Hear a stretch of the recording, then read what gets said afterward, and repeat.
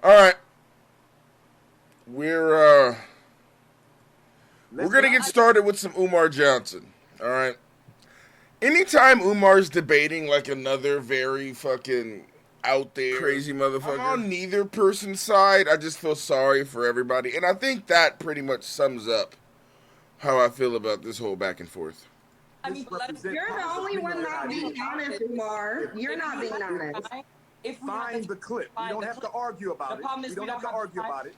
Find the You clip. just I admitted to challenge it. We you. don't need This to Find the 60 clip. seconds against black men. First of Bruh. all, I want to see where you all stand, just by a yes or no. Dr. Umar, is there? Yes or no? Absolutely, yes. Hope, is there? No. Duan? Absolutely yes. Cynthia G, where are you on this? The only war is the war that black men are waging against the black community. So, the question is there a war against black men? Now, obviously, the two black men at the bottom, they're going to say yes, and these two black women are saying no. Okay. So is that a yes or no?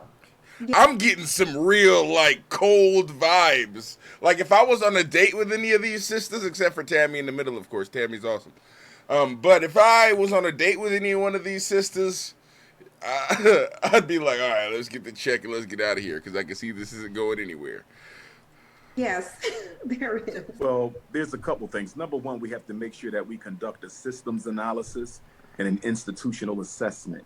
Communities are made up of institutions or the lack thereof, running in gangs, killing one another. But the government. But don't listen to this motherfucker. Like, here's the thing about Umar. Umar is the king of saying facts. Umar is the king of saying true shit and then saying bullshit, right? He's gonna give you a bunch of facts or a bunch of things that are true, that are actually happening, and then he's gonna end it with like, all right, now that's why you need to give me money so I can fix it. All right? Umar will come and he will give you facts about what the fuck is going on, right? And because it's true, you will feel akin to like, fuck yeah, he's saying the truth. He's saying, fuck, man, he's dropping all this. And he also uses church rhetoric or church cadence, which is a way that's what I call it, but it's a way like a black pastor speaks. He repeats stuff a lot. He says stuff with certain accentuations, like the way he says certain things. Like it's supposed to sort of mesmerize you, right? Pimps also talk like that too. Funny how pastor and pimp kind of work hand in hand. Anyway, we'll get into that later. But he does these things, and it's all to get you to do the one thing, which is donate your fucking money. Because he wants your fucking money very badly. On the government to solve the problems of black men. We as black men have to unite, come together, organize, and solve our own problems. Just because we can admit that the government introduced pathology into the black community, we can still take full responsibility for it. Now, see, here's the thing about this sister up here. She's ready for his ass. I don't know much about her at all, but she's ready. The nod is because it's the same nod that I'm doing. We've all heard this shit before, Umar, right? Sure, this is true, but we've all heard it before. She's done her research, or she already kind of knows what's up with Umar. A lot of people who get into debates with Umar don't really know Umar, so they can't, bring back shit. Ending it ourselves. Hope, I see you nodding.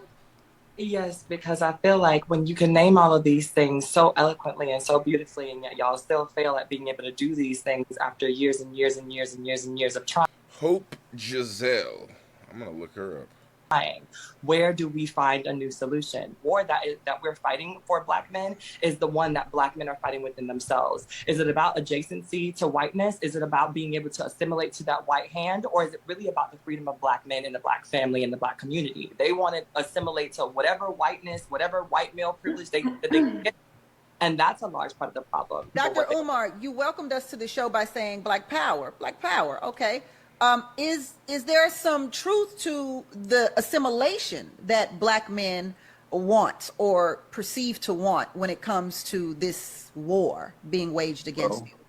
Well, there's definitely some truth to it, but I think that truth is also evident in black women.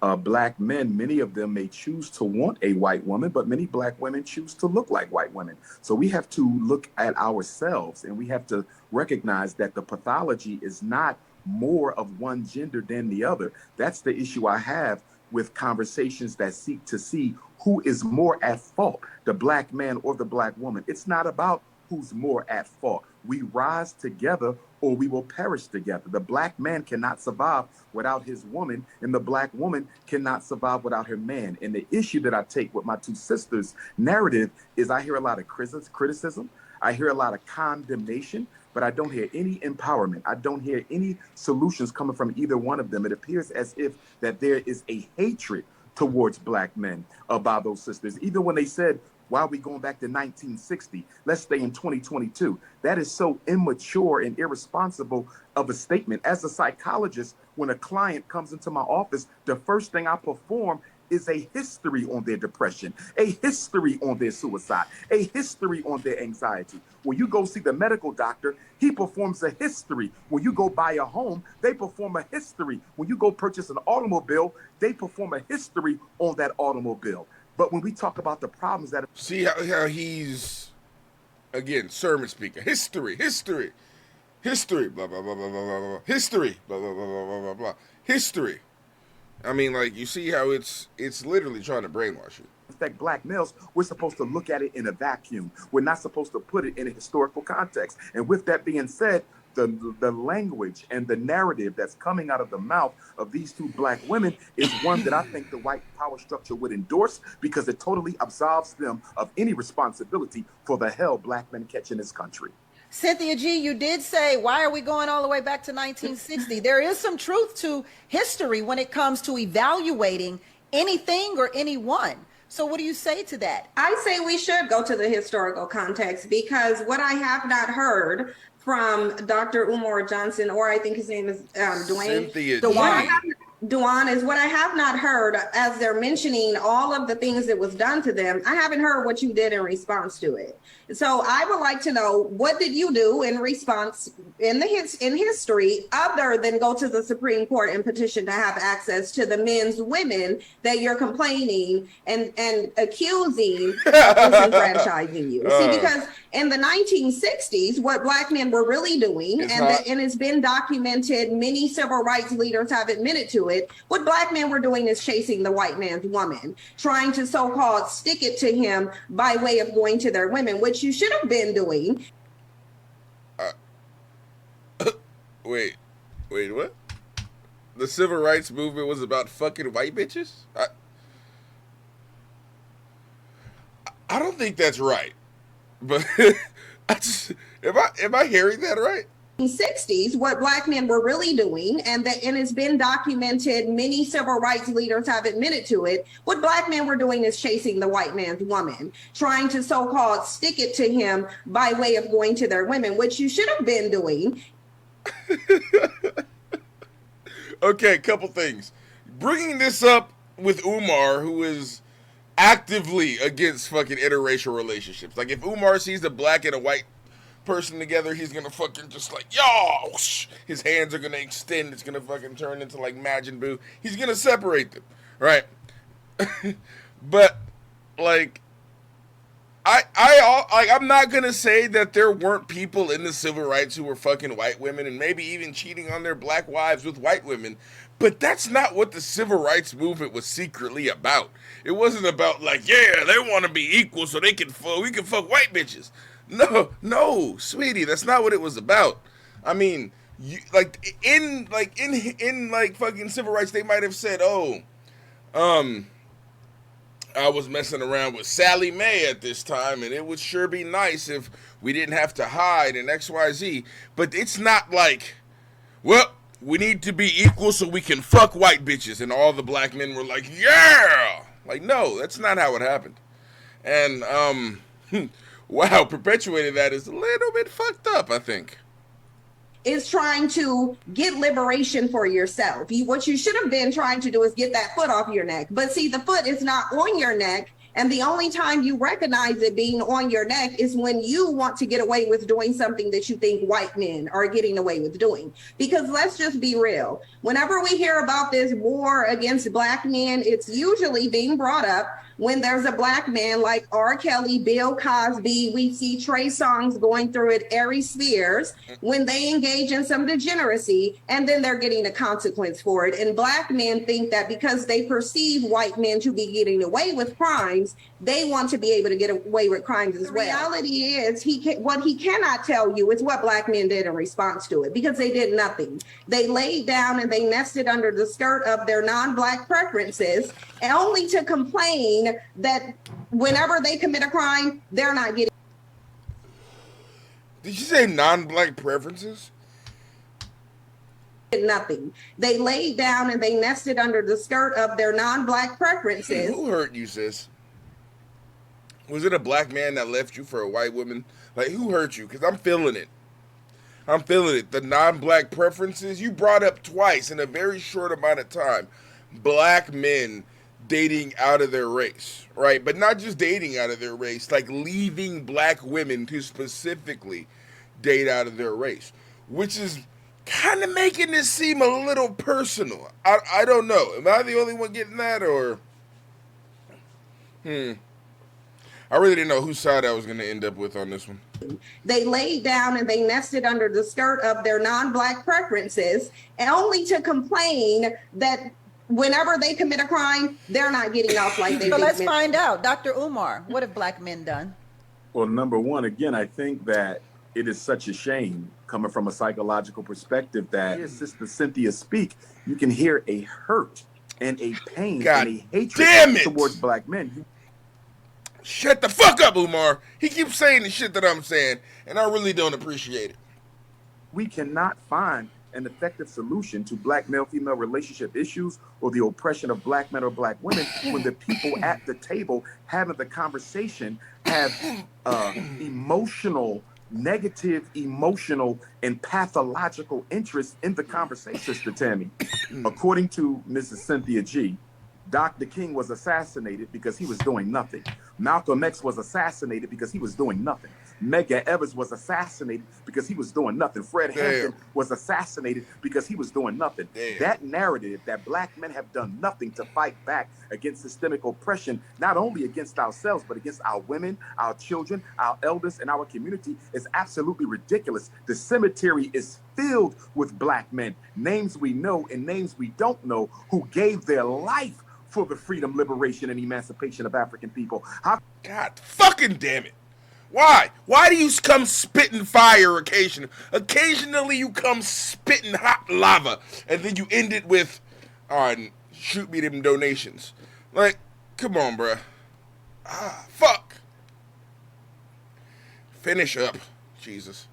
How can you disrespect the history of so many black men, past and present, who continue to fight? I'm sitting in a school right now that we built with all black money, 4 buildings that we're going to educate black men, and it's not bullshit.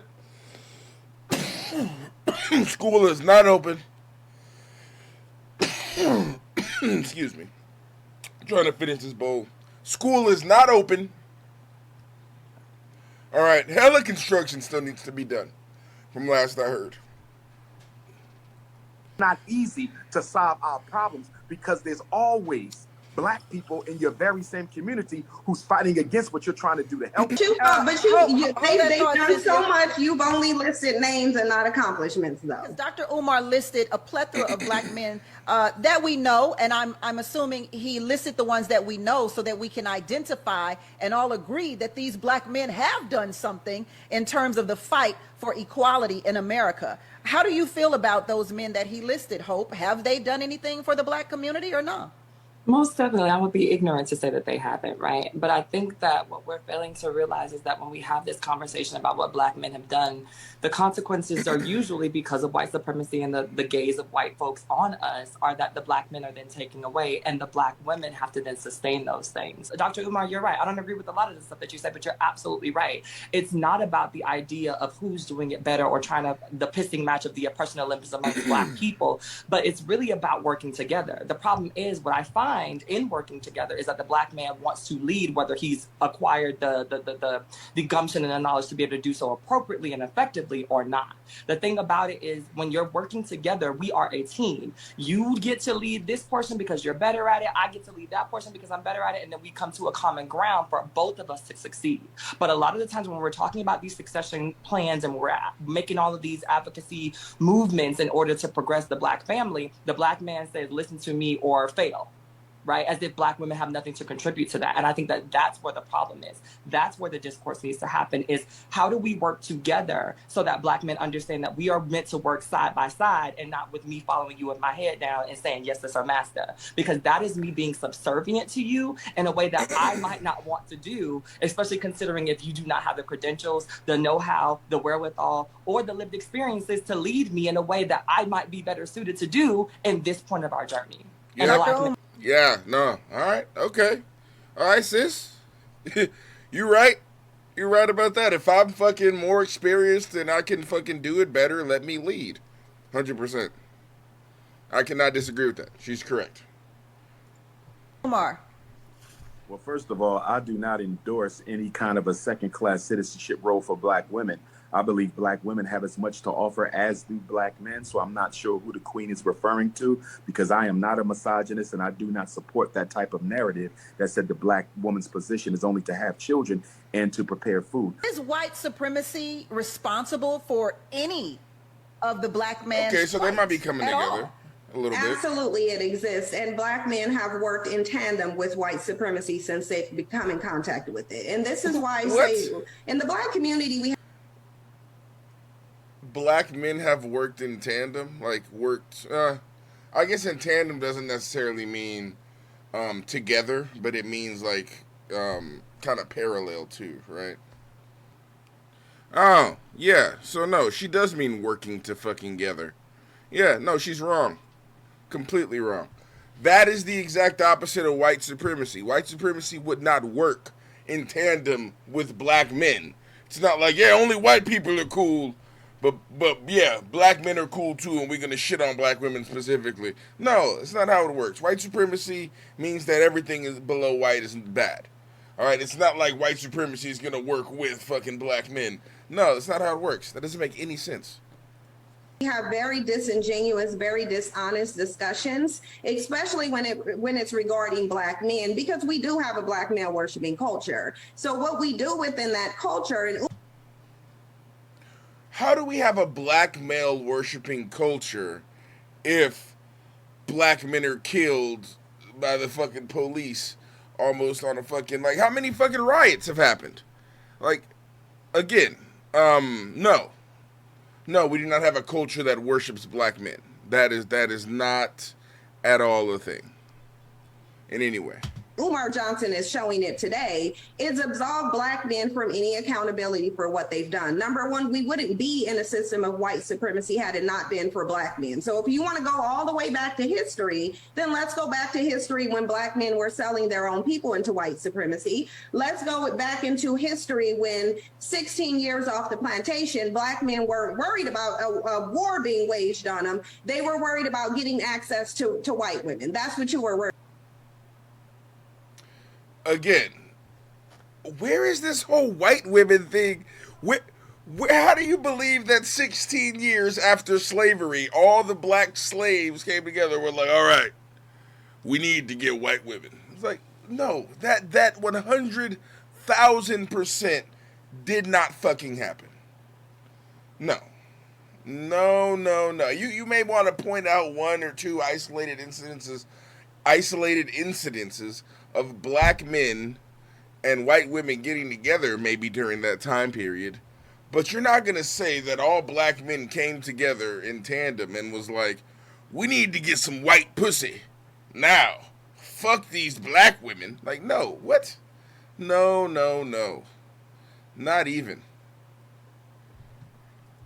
Worried. Let's go back into history when 16 years off the plantation, Black men weren't worried about a war being waged on them. They were worried about getting access to white women. That's what you were worried about. And it's interesting, There's a reason why I feel like Umar focused mostly on me and Hope's attitudes, and it's because he can't accurately answer the question. He mentioned names, not accomplishments. And the reason being is because I think he mentioned those names specifically because the accomplishments of those people don't have to be explained. Bottom line is, I'm not willing to deflect from the fact that number one, Black men are the greatest non-white contributors to white supremacy. Let's just be real. White supremacy couldn't even exist without Black men's compliance. They're always uplifting whiteness, biracial children, and trying to assimilate. And that's why I went back to the notion of the only time Black men truly feel like there's a war against them is when they feel like they're being punished for something white men do.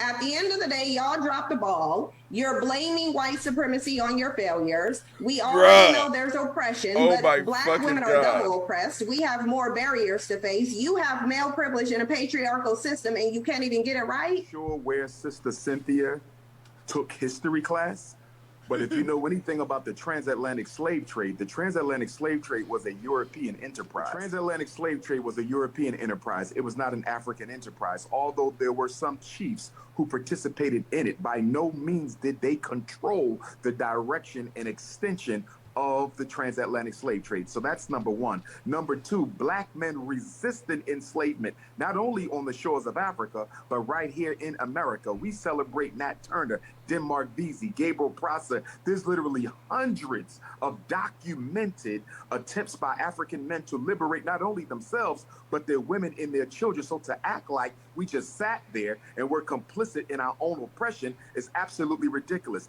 The other point I want to clarify for your information, Cynthia G, you've never, ever heard me condemn the civil rights movement. The good Reverend Dr. Martin Luther King Jr. is a hero of mine. And despite me being a Pan-African nationalist, I take issue with other Black nationalists who do want to dismiss Dr. King's accomplishment. Bottom line is, anything Black men want to do to liberate ourselves or our community, we can't do it without our women.